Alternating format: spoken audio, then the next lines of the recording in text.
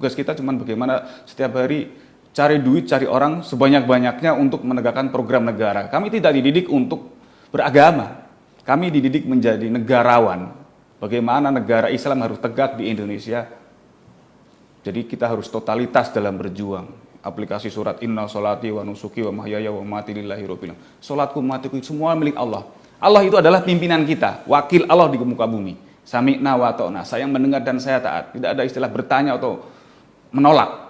Apa yang disampaikan oleh pimpinan ya harus ditaati sepenuhnya. Mas, Anda tidak pernah merasa bersalah dengan semua itu? Di masa itu, saya bertanya untuk menggambarkan situasi pada saat itu Anda dan orang-orang yang Anda rekrut itu melakukan kejahatan itu tidak pernah merasa bersalah ya? Saat itu tidak merasa bersalah karena yang kita lakukan ini adalah kondisi perang. Dalam kondisi perang ya termasuk hari ini dalam kondisi jahiliyah kita boleh melaksanakan amalia-amalia termasuk fa'i tadi, harta rampasan perang. Karena setiap hari kita selalu dijejeli dengan ayat-ayat. Termasuk kita harus setiap saat harus merekrut orang sebanyak-banyaknya, cari dana sebanyak-banyaknya. Dan target kita bukan hanya muslim. Nasrani, Hindu, Buddha kita menjadi target. Kenapa? Kita bicara tentang wawasan kebangsaan. Bahwa negara ini hari ini tidak konsep hukum Tuhan. Undang-undangnya KUHP, peninggalan penjajah Belanda. Namanya undang-undang penjajah nggak akan pro dengan masyarakat. Seberapa bagus organisasi Anda sebenarnya di masa itu ya? Bagusnya menurut saya karena di sini militan. Dan militansi itu terbangun karena kita punya lawan. Lawannya siapa? Negara. Okay. Jadi untuk meruntuhkan sebuah negara nggak bisa lewat ADART, ormas misalnya. Walaupun mereka faktanya di lapangan menggunakan ormas. Jadi negara harus lawan negara. Sistem lawan dengan sistem. Makanya mereka katakan sistem yang tepat adalah negara Islam atau khilafah Islam. Bagaimana kemudian Anda menerjemahkan seluruh perintah-perintah para pimpinan Anda itu dengan sebuah tindakan yang sejak dari awal Anda kecil itu kan bertentangan dengan etika-etika ketimuran kita, keluarga. Saya sampai sekarang itu masih bingung sebenarnya. Saya juga bingung. Saya besar di pondok pesantren. Iya. Dan saya pertama kali terlibat itu dulu saya pertama kali ke Jakarta. Saya kebetulan atlet dari Jawa Tengah, pencaksilat. Saya ikut turnamen tanggal 28, tanggal 13 ke Jakarta berencana silaturahmi kepada kawan-kawan. Dari silaturahmi itulah ternyata saya kalah dalam argumentasi. Ya akhirnya memutuskan untuk bergabung dengan mereka. Dan saya akui memang banyak sekali hal-hal yang tidak ada di pesantren dan sekolah saya temukan di sana. Mereka mengkaji ayat-ayat. Dan pas dengan kondisi hari ini. Misalnya mereka menggunakan konsep RMU kalau di namanya, rububiyah, mulkiyah, uluhiyah. Karena ayat kita bahwa kita harus masuk ke dalam Islam secara kafah. Nggak boleh separuh-separuh, ibarat pohon mangga. Akarnya mangga, batangnya mangga, buahnya pasti mangga. Jadi masuklah ke dalam Islam secara kafah. Umat Islam tinggal di negara Islam menggunakan hukum Islam. Nggak bisa pakai hukum jahiliyah. Hukumnya KUHP, Pancasila. Nanti ada pertanyaan, bagus mana ciptaan manusia dengan ciptaan Allah? Bagus ciptaan Allah. Bagus mana Quran dengan Pancasila? Jomplang pasti kan. Bagus mana negara Islam dengan negara kafir? Kita dijelaskan dan selalu menggunakan dijuluki dengan ayat. Kita dibuat benci dengan Pancasila sedemikian rupa. Dilandasi dengan ayat. Misalnya, di Al-Quran ada surat Al-Baqarah yang artinya sapi betina. Jadi kita dijelaskan bahwa dalam surat Al-Baqarah itu ada sebuah cerita. Nabi Musa mendapatkan wahyu agar disampaikan kepada umatnya. Supaya umatnya memotong sapi betina. Umatnya bingung, wahai Nabi Musa, sapi yang seperti apa yang harus kami potong?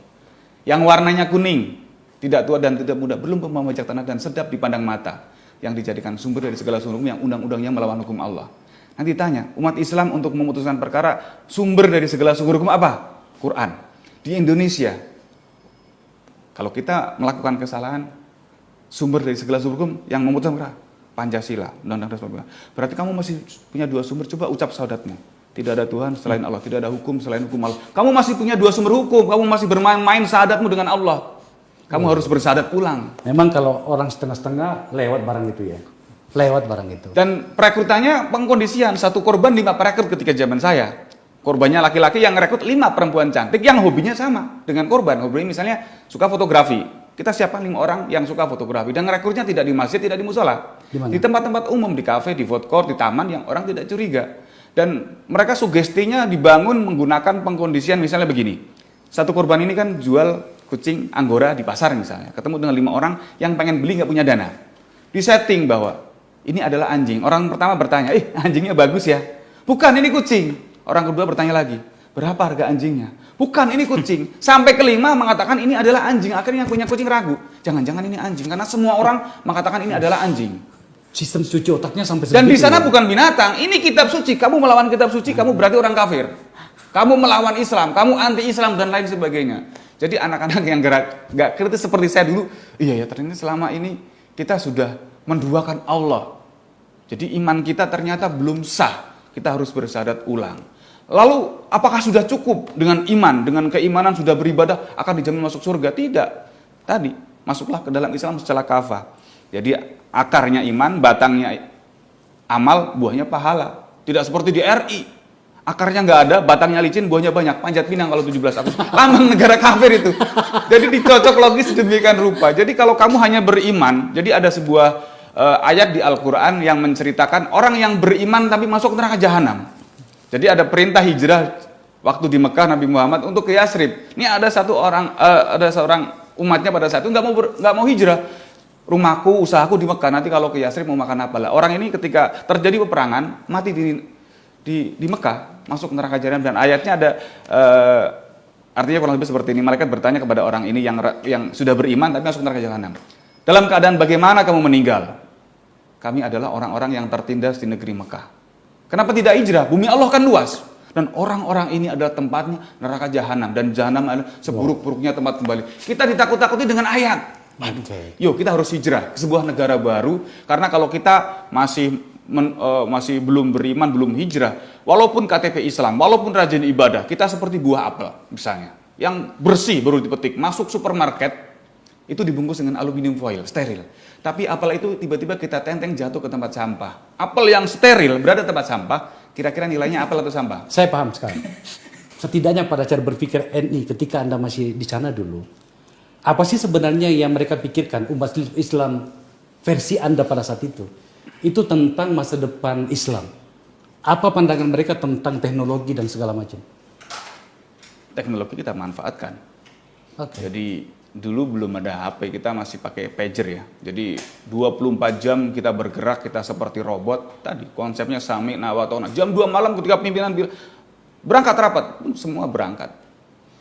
Jadi kita seperti robot yang bisa diperintah kapan saja untuk pimpinan. Seperti peternakan ya? Ya, ini peternak dan menurut saya ini lebih jahat. Ini tragedi kemanusiaan kalau ini. Atas nama agama. Bagaimana semangat anak-anak muda yang ingin belajar agama, ketemu dengan guru yang salah, akhirnya dia jihadnya jihad yang salah. Dan ini masuk tidak pandang sisi pendidikan, usia. Sekarang radikalisme ini yang bencian kepada ditanamkan dari usia dini, usia PAUD, lewat sekolah-sekolah. Pernah dengar lagu Tepuk Anak Soleh? Islam yes, kafir no. Ini banyak diterjemahkan, anak-anak ini nggak mau bergaul dengan temannya yang agamanya beda. Kan agamanya bukan Islam. Orang Islam nggak boleh berteman sama mereka. Kalau berteman, ayatnya nanti kita serupa dengan mereka. Jadi anak-anak nggak mau bergaul. Diajak ke mall, itu mall buatan orang kafir gitu kan. Dan itu terjadi. Artinya apa? Ini seperti kasus LGBT misalnya 10 tahun yang lalu baru di TV-TV, hari ini depan mata. Kita lihat kemarin tayangan-tayangan anak-anak sudah benci kepada negara, ini Pak Jokowi negara ini, togut dan lain sebagainya. Jadi kalau kita biarkan 5 tahun, 10 tahun yang akan datang, kita bisa pecah seperti Suriah.